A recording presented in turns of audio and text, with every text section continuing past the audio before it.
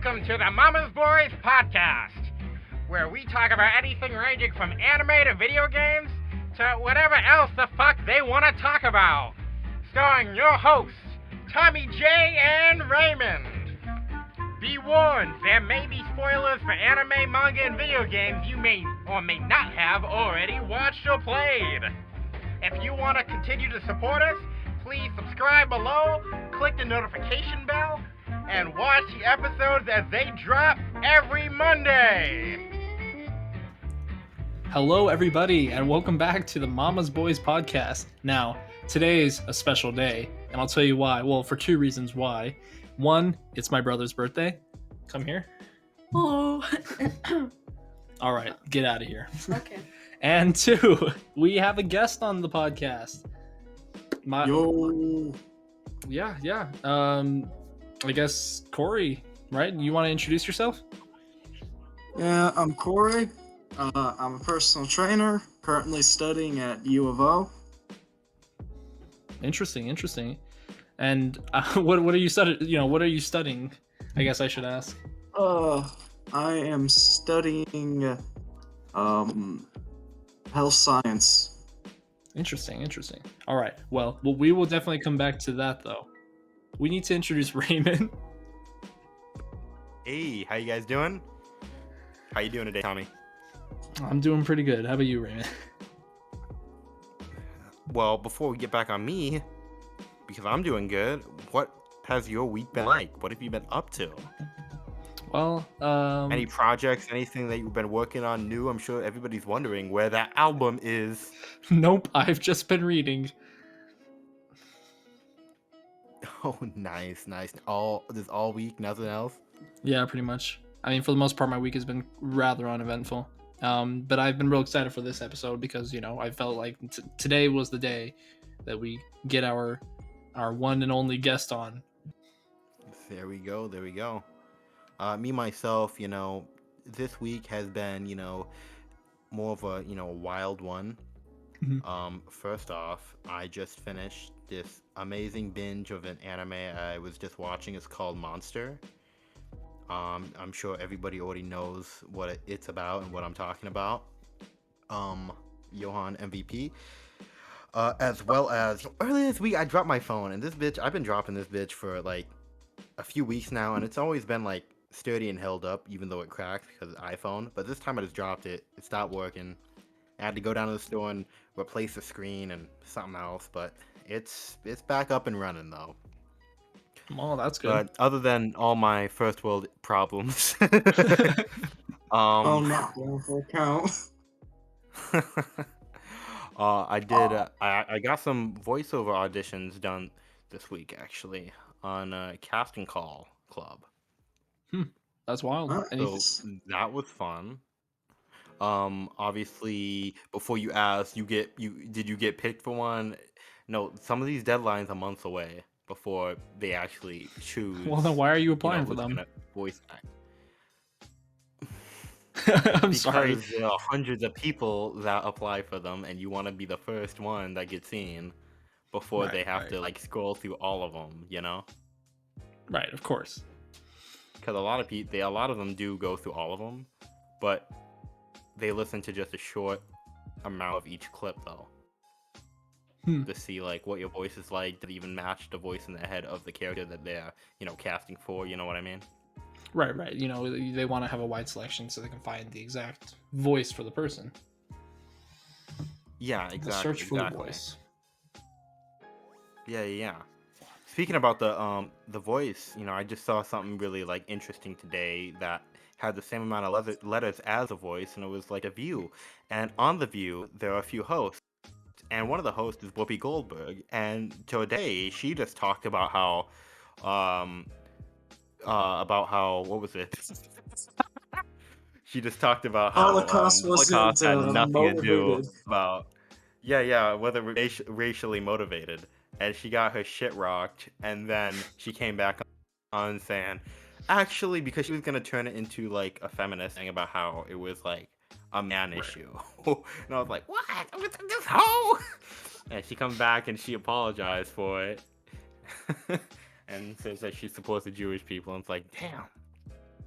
damn. You know what I mean? Bro, But people be wild. other than that, like, yeah, they do. They really do. They be saying whatever they want online, dog. And giving no fucks. I'm a hypocrite. I should But start other tweeting than some that, controversial things. Maybe that'll help this you really podcast should. gain some more publicity. Yeah, for real though. But before I even move on to Korrey, I was gonna say the other thing I saw in the news today was this kid hacked into Elon Musk's jet tracking system, and he was tracking everywhere Elon's jet was going, and he was threatening to blackmail him and release his information unless he gave him 50K, and Elon offered him 5, and the greedy bitch refused. Like, what? Dude? Why would you refuse that? Exactly. And people are mad because Elon's billionaire and he should have just give the kid, like, bitch, no, what? No, he's getting blackmailed. I would have took the 5K. I do a lot of crazy shit for 5K.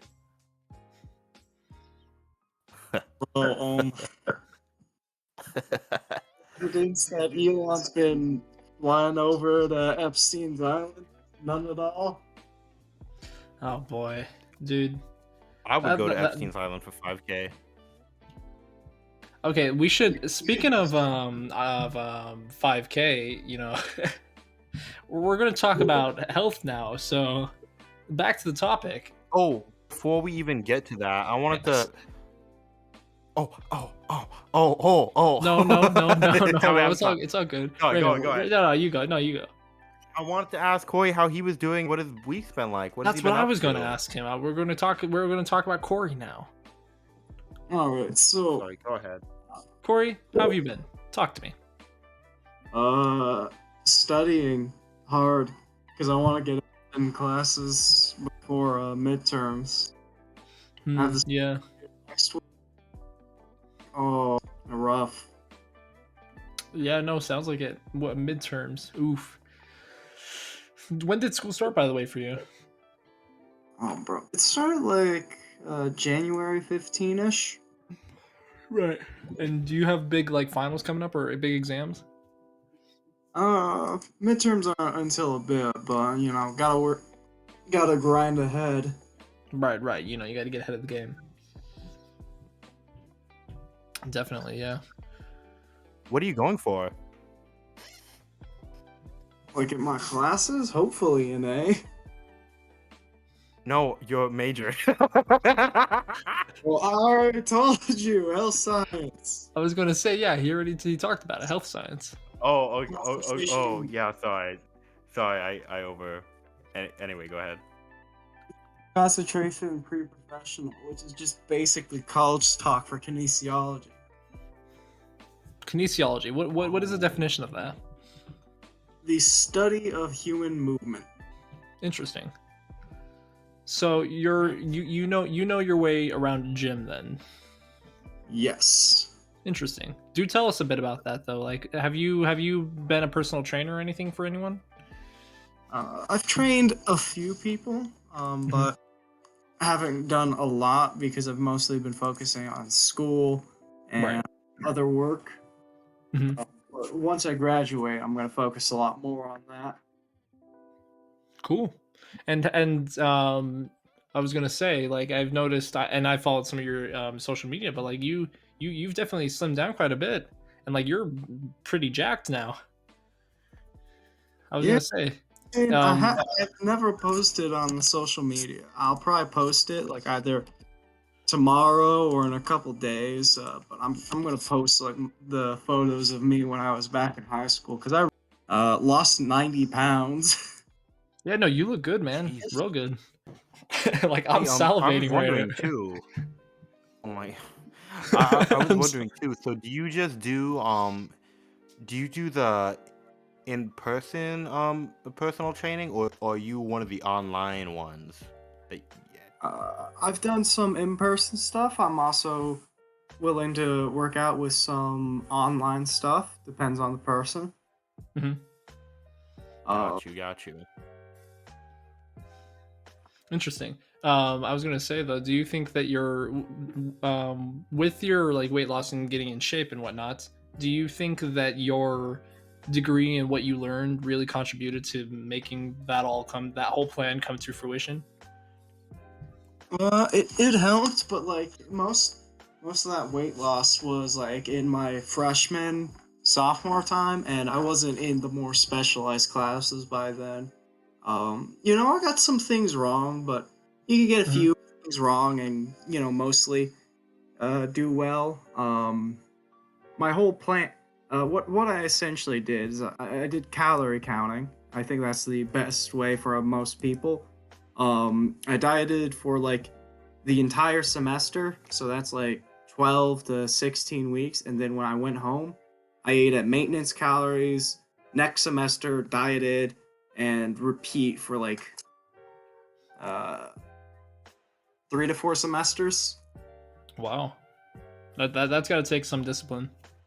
Uh, yeah, it does take discipline, but a lot of it is learning how to minimize the amount of stuff you have to think about, and more so make things automatic. Um, make it so that your habits support losing weight. Right. So would you say then that the first like month or so of doing that is probably the most difficult? Yeah, the first month is probably the most difficult because you're getting into habits. Habits are tough to form. Second month is easier. Third month is easier. Usually around the fourth month, you start getting tired or diet fatigue, and that's when Mhm. you take a break.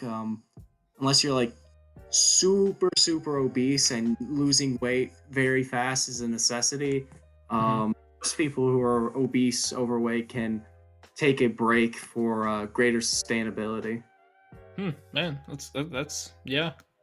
But still, though, that whole progression for you, I just find to be quite fascinating, rather inspirational, even because, like, at least me currently, I've been trying to get into the habits of working out and getting back in shape and whatnot. But I guess I just don't really know where to start with that. So, I mean, for an individual, let's say, who isn't necessarily like overweight or anything, but they want to slim down a little bit better and then bulk up, what would you say would be a good like plan for that? Well, usually here, what you're talking about is like a skinny-ish person, maybe skinny fattish. Right. Usually here is spend. Usually, what you need to do is you need to start with say 3 to 4 weeks of resistance training. You could do this in your home, but usually a gym's better for most people. Right. Um, but a pull-up bar and some bands is roughly $60, so it's not exactly that big of an investment to do it at home. But 3 to 4 days of resistance training, and just get into the habit of consistently doing that for 3 months, and see how you are at the end of that. And then usually, if you want to like add size, if you're skinny, Mhm. usually at this point, it's just okay to start bulking. If you're more towards the fat side of skinny fat, maybe do like a cut for a few months and then maintain that bulk and then start bulking. But really, it's the main thing is getting started. Um, 3 to 4 days, either an upper lower sort of Mhm. split or a full body split, usually fairly good. I've been working on trying to get like a beginner resistance band and pull up bar workout. Mhm. Interesting. And you can just get like things like that from Amazon, right? Yeah, you can get a pull up bar for $30 off of Amazon, and then some rings for another $30. 60. Interesting. I'd start I'd start with the pull up bar, and then because with the pull up bar you can do push ups, you can do pull ups, and then you can do lunges for your legs. And with the bands, you get extra versatility. You can start doing more rows. You can start doing good morning stuff like that. Interesting. No, that's That's fascinating. That's kind of crazy. cool though. So I had a question though, since Tommy's hogging our guest.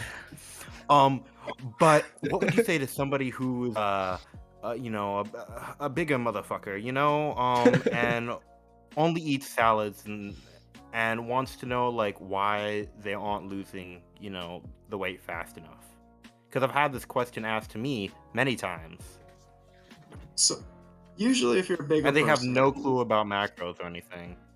usually Sorry, if go ahead. you're a bigger person and you're only eating salad, so to speak, usually the issue here is that you're not really only eating salad. Usually, what happens here, and they have this rigid view of food where some foods are good, some foods are bad. So usually they'll spend like, let's say, 5 days of rigid food eating, salad, breakfast, lunch, dinner. And the weekend comes and they eat all these foods they consider bad, and usually these foods are very calorically dense. So ultimately the net balance of like what they're doing is like they're 1,000 calories on the weekday, 5,000 on the weekends, and that totals out to just maintenance for them. So usually, and these people might like this, usually what you can do is you can take less of a rigid view of food, less black and white thinking, and you can incorporate some of the foods that you like into your diet. So like I had Cheetos like basically every other day when I was dieting. Yeah. And uh, ultimately what this means is that on like roughly every day you're going to be eating more food because you're eating, say, instead of a salad with some tomatoes on it, you're eating a salad with some low calorie dressing, and a turkey burger and like low cal cheese. It's going to fill you up a lot more, and it's going to be a lot more satisfying from like a taste perspective. So that's the Absolutely. usual thing. If you're like very heavy and you're only eating like salads and stuff, it's more likely that you're not only eating salads. There's also the very rare, very distinct possibility that someone has consumed so much salad to be in a bulked up state. Though, if they were to do so, I think I think they'd have a lot of digestive issues. You know, Is that Yeah. what do you think would cause that though? Was it like the fiber content or something in it? so like too much fiber and too little fiber are both bad on your intestines. Right. It's usually like a range of what you want. You know, if you're eating exclusively veggies, probably not the best for you. Mm-hmm. Hmm. So really, ultimately, it just comes down to having a. Let me see if I'm getting this right. So just have a good balance in your diet, but also like understand that the balance is not just in calories, but it's also in what do you call it? Content, you know. So like when I like to call it like a balance in sort of satisfaction. So you want to have meals for people who are trying to lose weight. If you're like a bodybuilder, of course things are different. But if you're just trying to lose weight, you want to have meals that have a balance between helping you lose weight and being satisfying. right. Well, because I feel like it's easier to maintain that habit of dieting when you're still satisfied by the taste of what you're eating. If it's something, if the whole experience is just not enjoyable at all, then less people are going to be able to commit to make dieting for extended periods of time. Yeah, if you aren't vibing with the food you're eating, you're gonna vibe yourself out of that diet real fast. Yeah, definitely. Makes sense. And then I think What would you say to people who? Oh, go ahead. you go. I was gonna say, what would you say to people that hear what you're saying about finding your like cutting or bulking or maintenance calories, but don't know specifically how to find the maintenance calories to, eventually convert into a cut or a bulk? Okay, so usually the thing is that, and this is there's two options here. Now, if you're not particularly fat, what you can do is you can go to a TDE calculator, and this is Mhm. basically just this is a TDE calculator is just calculating how much calories you probably consume in a day, and by doing that, you'll get a good ballpark number, and then you'll um, eat that for a week, weigh yourself for 2 weeks, and then you'll say, did I lose, gain, or maintain? If you lost weight, then the prediction was too low. If you gained weight, it was too generous. If you're a bit over fat, usually these calculators aren't exactly amazing. What you can do instead is you can just track the caloric density of the food you're currently eating and for 2 weeks and see if you lost weight or gained weight roughly, and then just uniform that. So usually people eat in like a 100 to 200 calorie like range. So one Mhm. day it's like 1,200, the next day 1,400 as examples. For dieting, you usually want to just set that at like a range. So instead of having a certain amount, you would set that at like 1,300 every single day. Though that does depend on a person, and you could do a range. It's just usually easier to just set it, if that makes sense. That makes sense. That makes sense. But I know some people like obviously I know and you know, but I know some people might look at that and be like, okay, so I find the maintenance, and all I have to do is eat less to cut or eat more to bulk. But they might take it to the extreme and start starving themselves, start eating so fucking much of the dirty bulk. So how much more would you say they should eat to bulk, or how much less would you say they need to cut? So, so if you want to be a big fucking nerd, cutting what you so if you're a nerd, you can lose 1% of your weight per week, or less, on a cut.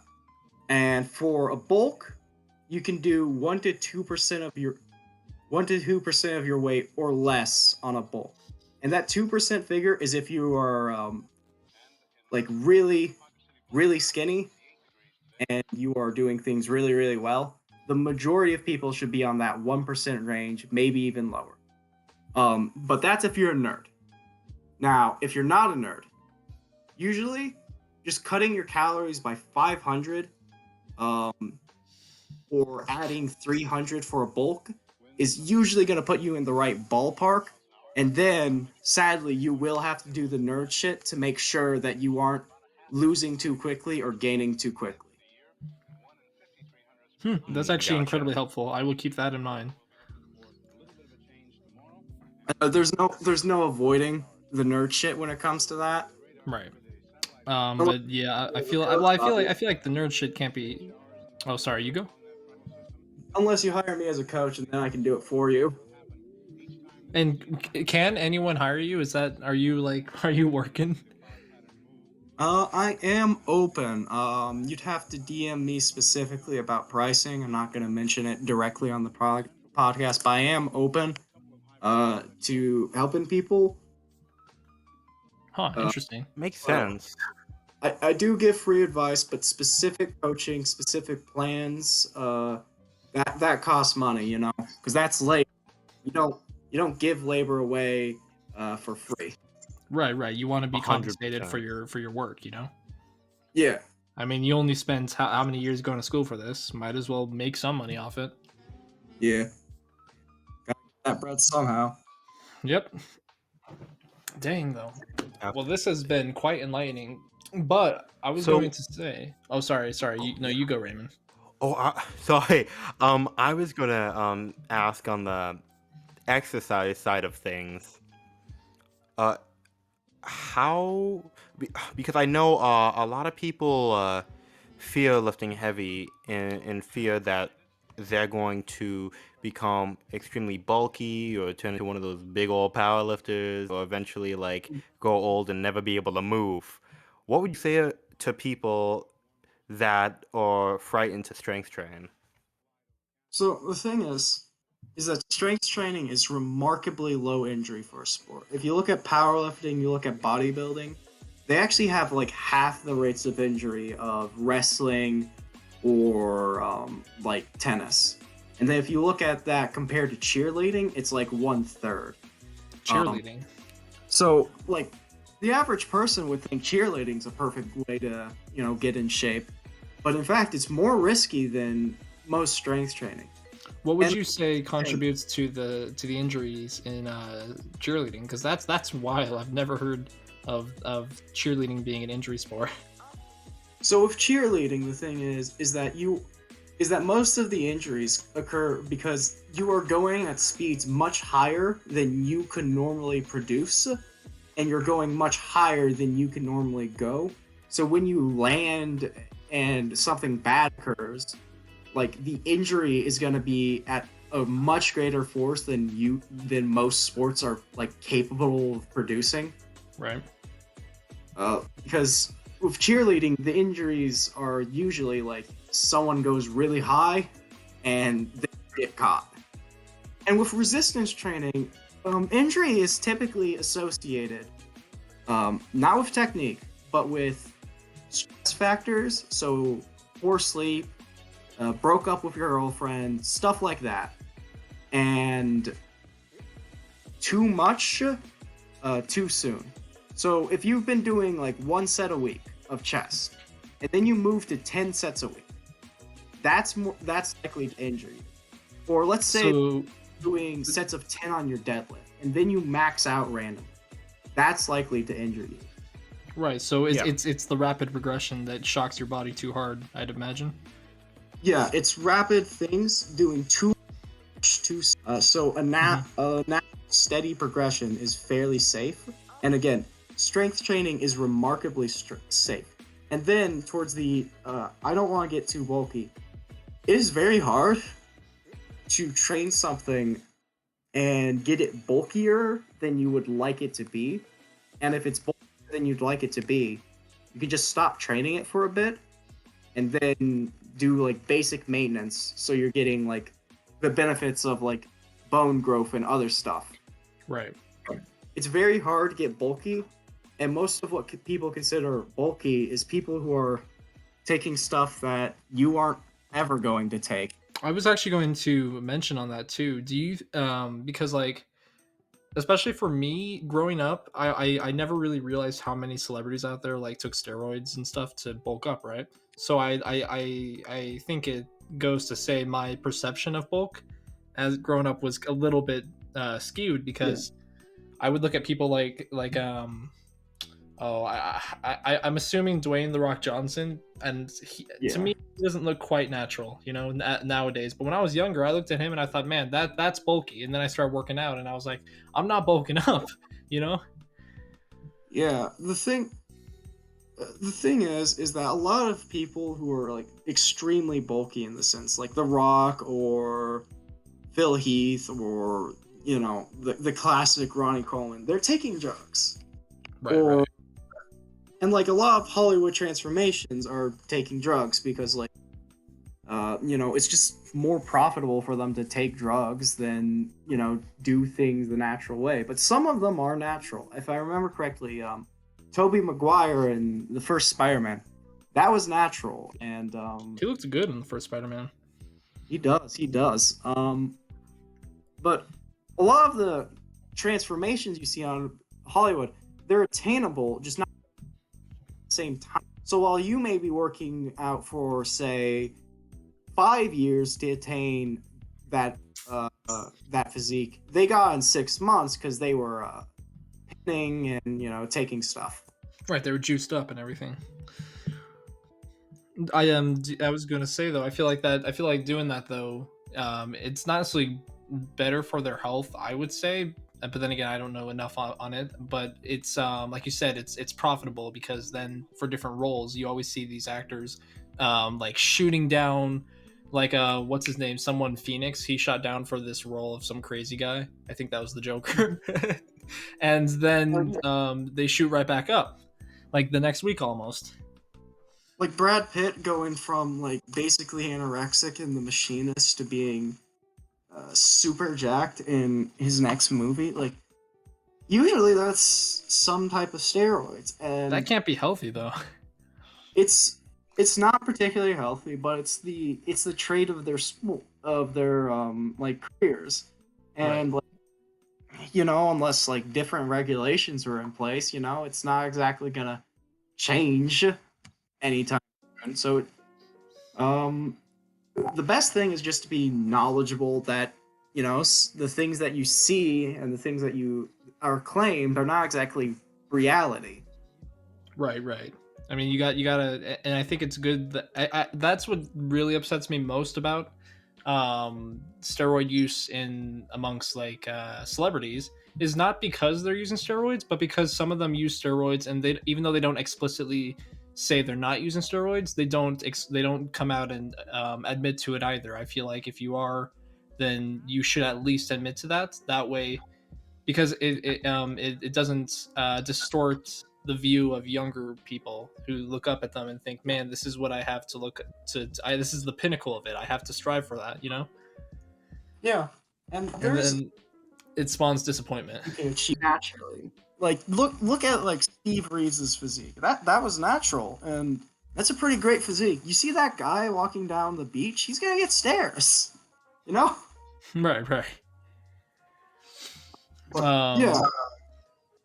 Yeah, but I don't know. I just feel like when I was working out, I at first I was a bit disappointed with my progression because I was like, man, I'm not putting on enough weight. But as I got older and I started looking into more of that stuff, I realized no, I'm going at a, and this is when I was more so younger and working out. I haven't worked out much now, but I realized no, working out actually takes a lot of time. It's not like a 6 week thing. You aren't going to make drastic improvements in 6 weeks, so it's better to focus on. So, like, in terms of your physique, it's better to focus on, like, what happens 3 months from now, 6 months, a year from now, and then, like, on the micro scale, so, like, the stuff that's happening week to week. Are my lifts going up? Can I do more push-ups than I did last time? Can I do more pull-ups than I did last time? Can I good morning more weight than I did last time? Stuff like that. That way you don't feel like you're spinning your wheels a bunch of times. Yeah, definitely. Progress is what, builds the muscle. Yeah, and the progress, it takes time and work. So, Ramy, you got any questions? I mean, absolutely. I do like everything you guys have said so far. Completely agree. And even with those guys that are using steroids and look so good, also remember too, like they've been working out for like let's say The Rock. He's been working out since he was like 16, and what's he now, like 50? Yeah. So shit, I kind of expect him to kind of look like that. At least he's using them right. Like I have nothing against him using steroids. Now, if he ended up looking like Stewie when he used steroids on Family Guy, I have a little problem. You know what I mean? Right. But a lot of people take steroids. Yeah. Very results, and that's not to say steroids aren't like super powerful. They are. They are a game changer, but just popping test into you is not going to get you the results you think it's going to get. If your training isn't right, if your sleep isn't right, if your diet isn't right, and like at the higher level, if mom and dad didn't bless you, right. You have to at least have some Yeah. good genetics. But most if you ain't got calves, you can't work out. Underestimate their genetics. Most people have average genetics because most people are average. Right. If you have shit genetics, well, it's probably more so that you have bad training. Most likely. Yeah. Well, I think a good example of good genetics, at least from what I've seen, but then again, take what I say with a grain of salt. I have no actual research backing me up, but it seems like Arnold, if you look back when he was competing for Mr. Olympia and whatnot, while I believe he did take steroids later in his career, I think early on he was just genetically gifted. I think he was just. It's possible that I'm not sure, but like if you see Ronnie Coleman when he claimed he was natural, like that was insane. And like to people who would challenge that, like if you saw the Ronnie Coleman when he was natural and he told you he was natural, you would be like, bro, if this guy is natural and if he took gear, then he would become like a multi-time Mr. Olympia. He would change the face of bodybuilding. And then he took gear and he did that. Right. Yeah. But dude, I'm looking up right now and I'm looking at this natural photo. That can't be natural. Are you serious? Well, he became Mr. Olympia. Like, right. that is absolute top tier genetics there. Right. Something he definitely rolled the dice and he got a snake eyes, that's for sure. He got them triple sixes. Yeah, pretty much. You already Like know. I'll be damn, dude. This guy is huge, and like look at him on Juice though, or at least what I'm assuming is him on Juice. Like he is ridiculous. Yeah. Massive. Um, speaking of Mr. Olympia though, I was actually looking at the current Mr. Olympia guys, and I'm a little bit worried about with like what they're doing, just because if you look at them, notice how their bellies are kind of swollen out, you know.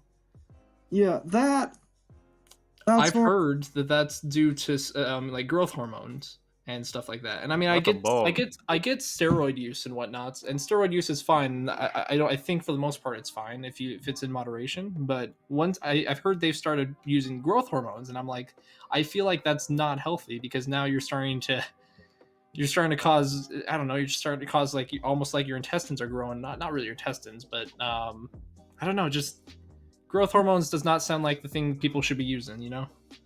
Yeah, well, any kind of steroids, like no matter how little, is likely going to be negatively affecting your health. I'm not talking about TRT here, but like proper steroids, it's going to negatively affect your health. But like the stuff at the very high level is going to affect your health way worse than the stuff at lower levels. You know, like the very gifted in Arnold's generation lived to 80. Of course, that's not counting the guys who weren't Arnold, died at 40, and we no longer talk about them.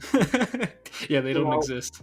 the age that bodybuilding competitors tend to die has been decreasing. That's just because gear, like the level of gear expected, is increased. Right. I think in recent years they started to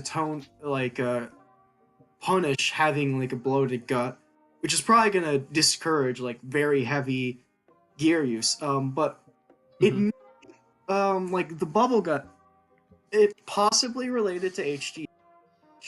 Also possibly related to the fact that when you are 300 pounds at 3% body fat, you are eating so much food that your like stomach just gets distended because you're digesting so much. Right. Like even when you're at 3% body fat, like you've been eating so much in so many years, and that's a probable cause because we have seen some people take like bubble gut and fix it.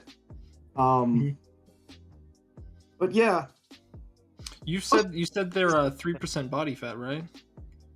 most bodybuilders in stage condition are 3 to 8% body fat-ish. I've heard somewhere, and I've just heard down the grapevine that having too little body fat can actually cause your organs to have a lack of like padding around them, I guess you could say, or a lack of suspension.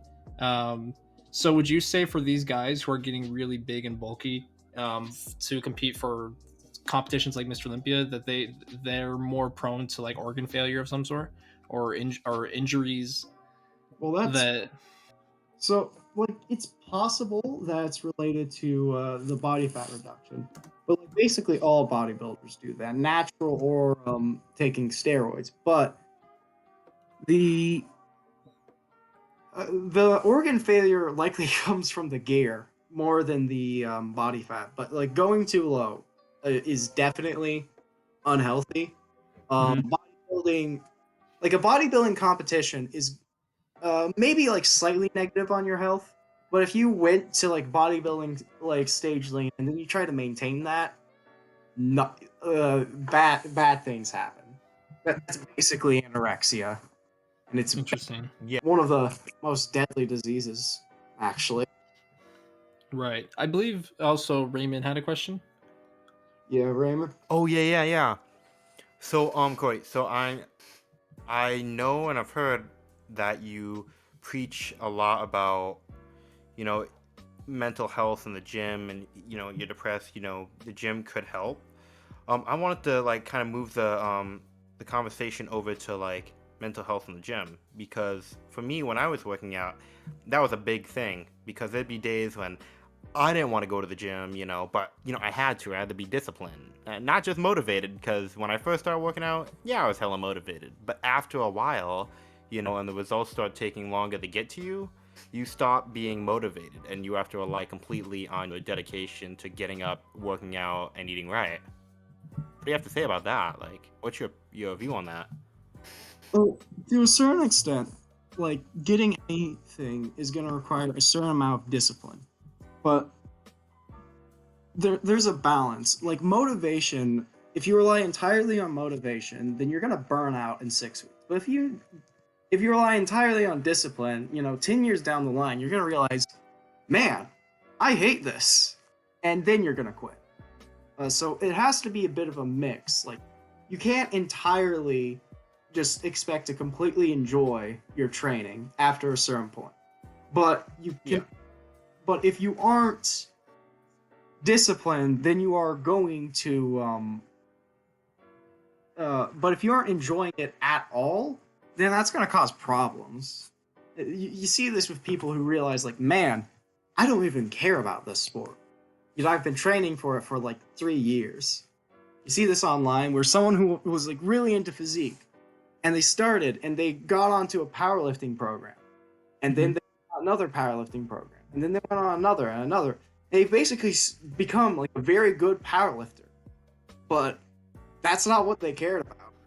So they had great discipline, but they didn't have enough like mental thought and awareness of their own motivation to realize, I don't want to do this. So like, Interesting. you have to set goals and you have to have discipline to them, but they also have to be goals that you want to achieve and you'll be motivated to achieve to a certain extent. Like, Oh, okay. my traps are small, and I know that I don't like trap training. So I set trap training up in such a way in which it's tied to stuff that I do enjoy, so I'll do it. And then at the end of the road, I know that I'm gonna get something that I do want, which is bigger traps. Because, oh boy, whenever I pose, very disappointing. That's definitely I totally feel you, man. Like traps are, I feel like traps they're it's almost like they're underrated muscles because like everyone looks at the abs and the biceps, but I feel like traps are really the ones that make you look big. Them and Yeah. shoulders. If you have big traps, big shoulders, you look really big, especially in shirt. Oh, definitely. The thing is that my traps are so like bad. Is like when I do a pose, it looks like my shoulders are just a straight line, and then there's like no trap connecting them, and that Right.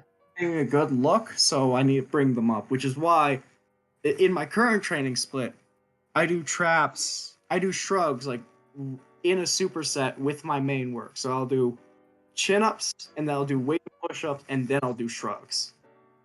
Right. That makes Interesting. sense. That makes sense. I noticed that a lot of people actually that start out, and even some that are intermediate trainers, they don't actually look at a lot of muscle groups such as the quads, the hamstrings, the back, as all individual like tiny muscles that they have to work out with different exercises. They just look at the back as the back and just do strictly lat training, Ignore the rhomboids, teres minor and major, everything, Or with the quads, and the hamstrings. Do in your training programs with your clients, how do you, combat that? So there's two issues here, and there's like the very minimalism where you're only training like your hamstrings at a stretch position, and you're not doing anything for like knee flexion at all. And then there's the like other side, which I honestly argue is worse, because the first side will get you gains, the other side is gonna get you nowhere. And the other side is doing like 10 different exercises to each target like the individual certain angles of your muscle fibers, and you're going to get nowhere with that because it's just too much, and in a sense it's too focused generally, and the exercises don't have a large range to progress in. So let's take one example, the lats. So usually when you program something, you'll do like one thing for like a lat focus movement. So this could be a lat focus row, or this could be a lat focus chin up or a pull up. And then you'll do one that's more rhomboid focused. So a wide grip row, a pull up to your sternum, something like that. And then if you want a little bit extra, you do something for the rear delts, band pull aparts, face pulls, bent over rear delt flies if you like those. I don't. Oh yeah, no one likes those. Bro, I don't. If you like those, you're a psychopath. For real. Sorry, I blanked out. Which exercise are we talking about? We were talking about like differentiation in like training for muscles. So in another example, like the hamstrings, is that you don't want to like always train them in an RDL. Sometimes you do something like this, and then other times you want to do something like a leg curl. And this is one of the things. This is one of the criticisms I have of a lot of trainings. A lot of people are like, "Oh, let's do a seated leg curl to get the stretch on the hamstring." Well, why are you doing a leg curl? You're doing a leg curl to train your hamstring, the part of your hamstring that doesn't get trained by RDLs and stuff. And what do RDLs do? They stretch you good. So why aren't you doing something like a lying leg curl? Which for most people is going to feel better, so they're going to be more motivated to do it, and it's more focused on the reason you're doing the exercise. So yeah, you have to differentiate between the two, but you can't be super hyper focused, like targeting the outer height of your bicep by doing a high pulley behind the neck cable curl Yeah. or something like that. Dang. Okay. That does make a lot of sense. That does make a lot of sense. Huh. Thanks for that. Tommy, did you have something that you want to add? No, I'm pretty, for the most part, I'm out of questions. This has been incredibly enlightening, though. It's very interesting hearing some of the points he's making. Yeah, I mean, 100%. Do you stretch or warm up before and after every workout? So I usually warm up before a workout. Usually my warm up is something like I do a little bit of cardio, so a little bit of walking or jumping jacks or a little bit of running even, and then I'll warm up with like whatever movement I'm doing. So I'll do just the bar of the bench press, and I'll slowly work up in weight. Or since like I got stuck in quarantine the past few days, I do like body weight pull-ups, and then maybe pull-ups with like slightly lighter weight that I'm going to be working with, and then like one rep of my working weight, and then I'd get into my working sets. Oh. I don't think most people who are stretching necessarily need to stretch, but if you have specific flexibility goals, then you should be stretching. But if you want to be healthy, you want to be mobile, then resistance training is probably going to be doing everything you really need. If you like stretching, if you enjoy it, and especially if you have flexibility goals, then do some stretching. I have been considering setting some flexibility goals, but right now I've not been doing much stretching after my workouts. And if you do, you really should only be doing it for like 10 minutes. Stretching for 30 minutes is wasting your time, and you're eventually going to quit that. Speaking from personal experience. Interesting. Yeah. I guess that does make sense. Like for me personally, when I do like, for example, if I am about to do like let's say like a 3 sets of 5 or something on bench, you know, I'll do a little pyramid set, starting off with the bar, go up. I'll probably go a little higher than my set weight, so that when I come down, the weight I do for the reps it just feels lighter normally. But I get what you mean. For me, I choose to stretch both. I do a stretch before and after, just every now and then. It's really brief stretches typically, but I find I more so try to stretch while doing workouts. So for instance, what's that workout? What's it called when you like you sit on the side of the bench, and then it's for the lats, and then you pull up on the weight. What? Doing a pullover. Is that what it's called, a pullover? Yeah. So when I go down, I typically try to like really feel that. Like I kind of linger down there and stretch a little bit because I feel like it just feels good on the muscle. And because I've read somewhere, and I'm trying to remember where, that according to the American Council on Exercise, it states that stretching was kind of an integral part for muscle growth while doing exercises. Not just for flexibility. But I could be wrong. Muscle growth. So like, things that typically are considered like big mass builders. So like incline curls, dips, squats, RDLs, and like pull-ups and certain types of the barbell row. Those all get you like a decent stretch on your muscles. Stuff like pullovers are also really great. If they agree with you, pullovers don't agree with me unless I'm using an easy bar, cursed anatomy like that. But right now I don't have access to that, so I have not been doing pullovers. But if you're doing like pull-ups, your lats are getting like some stretch out of those. Yeah, definitely. So on that note, I mean, as far as I know, I believe that stretching while doing an exercise is good, but and because it helps with the mass but as far as like stretching before and after, I only do that really for flexibility because I find when I started putting on a bit more muscle, my flexibility was not really, it kind of shot down. I was like, dang, I should be stretching. I can't touch my toes anymore. Yeah, if you put on a bit of muscle, you might lose a little bit of flexibility. But if you train for flexibility while doing it, then you maintain the flexibility. But again, most people, like, if you just want to be healthy, you just want to be injury free, you don't need to stretch. Stretch is good if you have specific flexibility goals. Like, I want to raise my leg up above my head. I can't do that yet, and in order to do that, I definitely would need to do some stretching. Gotta be able to raise my legs for senpai. I'm sorry. Hey, gotta. Mentioning anime, like, what is it, 40 minutes into this anime podcast? Yup. Oh, yeah, I forgot. That is true. I think we actually asked mainly everything we wanted to about, like, exercise. So, Korrey, what's your favorite anime? So it's a tie between original Dragon Ball, not Z. So Dragon Ball and Bleach. I love both of those two series. They're both really great. Dragon Ball's better workout.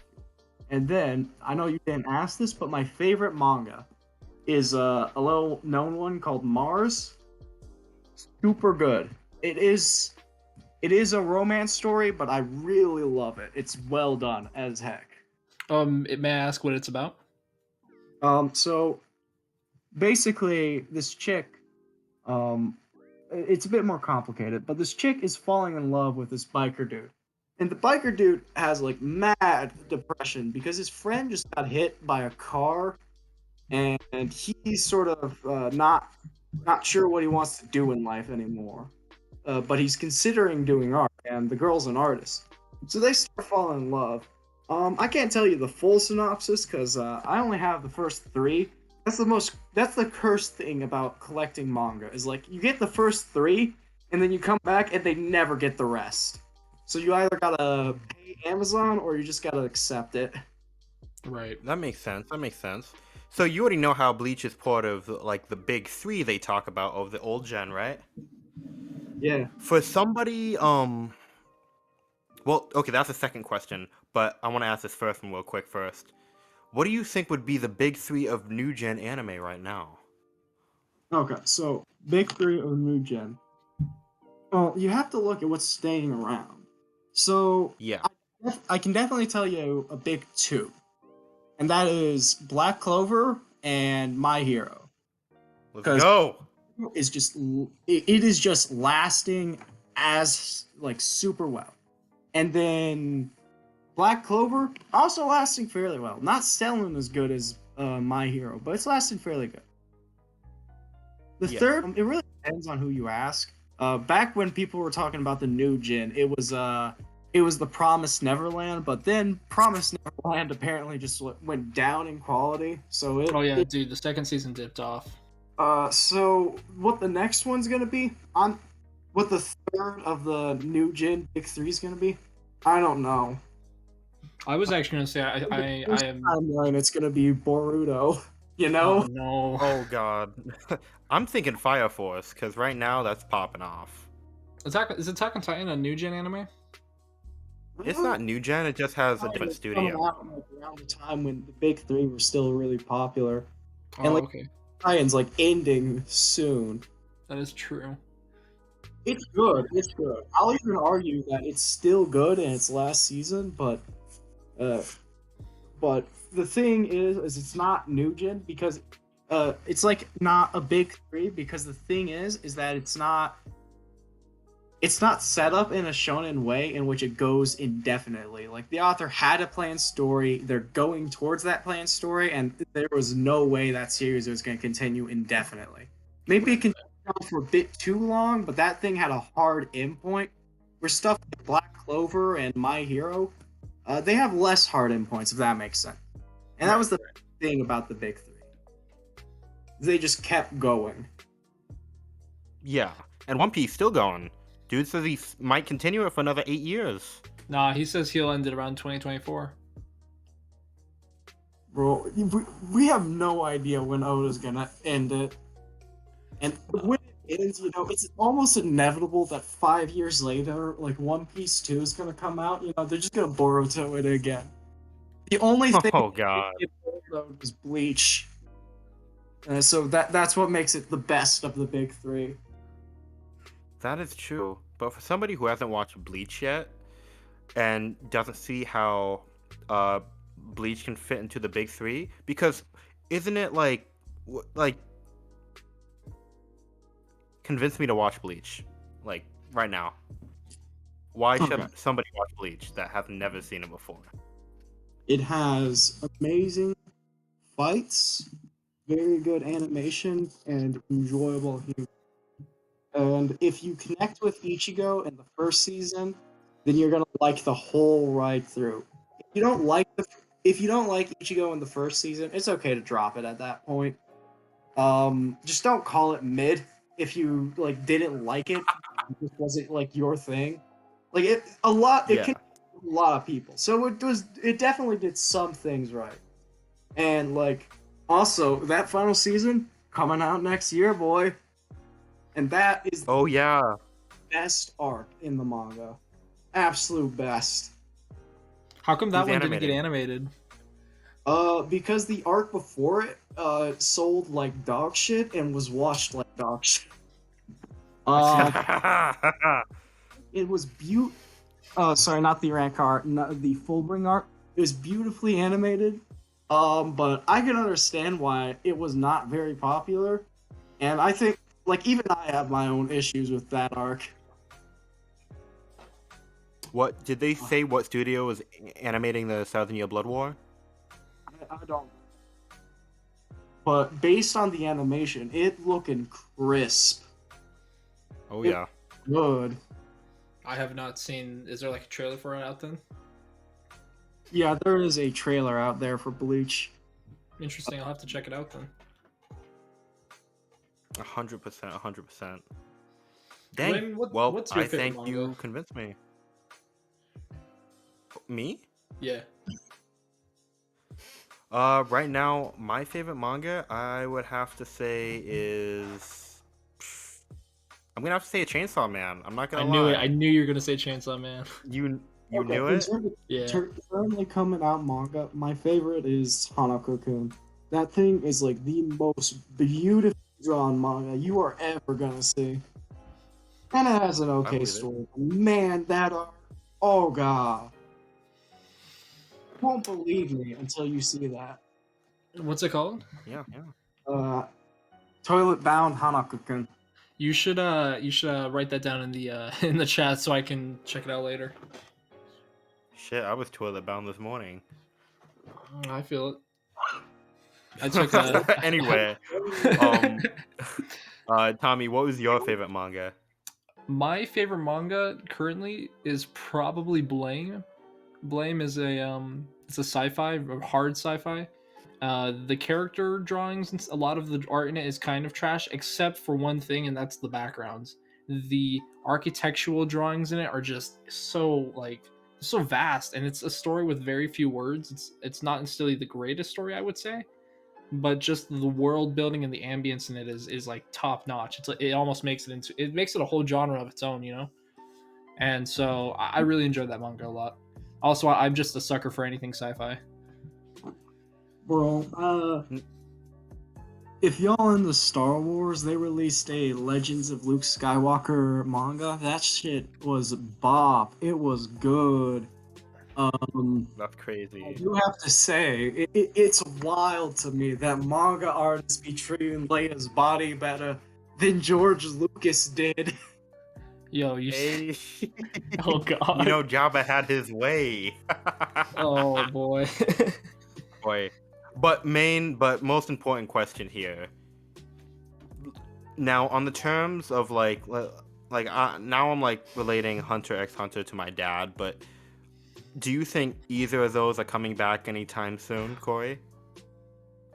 Like Hunter x Hunter coming back?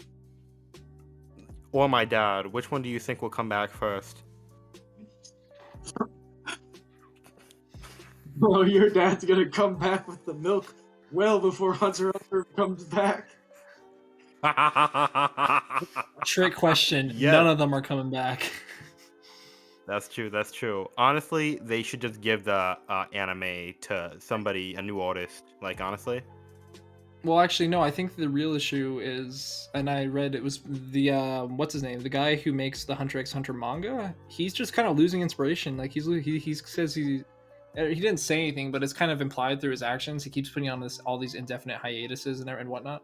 But it seems to me like he's kind of just he's bored of his own story. Yeah, probably. Well, shoot. Is that dude had like an amazing thing going with Yu Yu Hakusho, I believe it was. And then he did Hunter x Hunter. So the dude's like getting up there in age, and he probably just doesn't want to draw anymore. Well, he's also married to the girl who made Sailor Moon, so he's Sailor Moon, financially yeah. already good. He's already good, so he doesn't need Hunter x Hunter. So the only thing that, like, honestly, I think just give it to someone new. Give it to someone. I think that's probably going to be better than just, like, disappointing the fans with Definitely. hiatus. Because at least if the thing finishes, like, even if it finishes bad, you know, at least it's finished. Because, you know, unfinished work just leaves a bad taste in people's mouth. Well, it's like what happened with. Have you heard what happened to Berserk, right? Yeah, Berserk just got. With Berserk, I'm not sure if they should continue it. If they have enough notes to continue it, that's good. But like, the thing with Hunter x Hunter is it's a thing that can be continued by an next person. But I'm skeptical if Berserk can just be continued, because that was really that manga author's baby. Right. I'm not sure Berserk can be continued. I heard somewhere that what's his name? I can never remember his name. I heard that he was just making the story kind of as he went. He made it in a very linear fashion.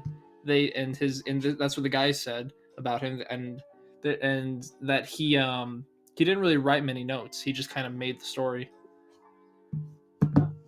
Not like Wheel of Time where there's like an infinite amount of notes. It's just done. Right. So if they do continue the story, I'm willing to assume that it's going to probably be somebody new and it's going to be a whole different take on it. But I feel like I kind of don't want that to happen because I really liked Berserk for what it was and because of who was making it.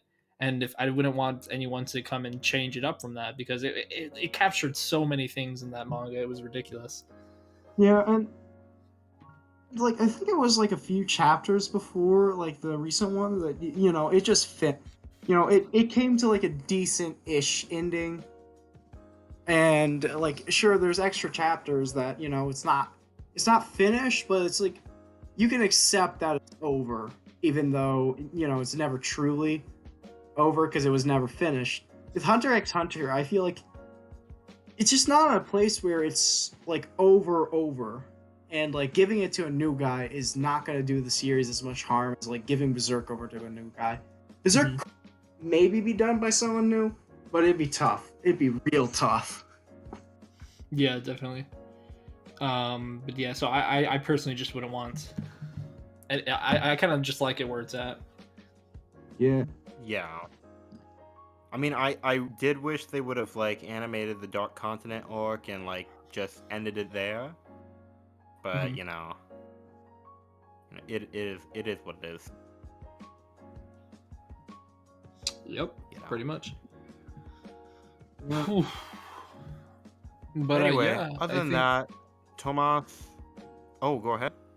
No, I was gonna say I think we've covered pretty much everything for this episode, don't you? Yeah. Pretty much. It's been a good episode. Yeah, 100%, 100%. All right. Well, guys, we'll have Korrey's info, all his social media down in the description below. If you feel like you'd like to check out his pages, give him some love on TikTok and Instagram, and be sure to DM him if you're interested in personal training, as well as me and Tomas will have our social media links down below as well. Yeah, other than that, everybody have a great day, and we'll see you next time on the Mama's Boys podcast.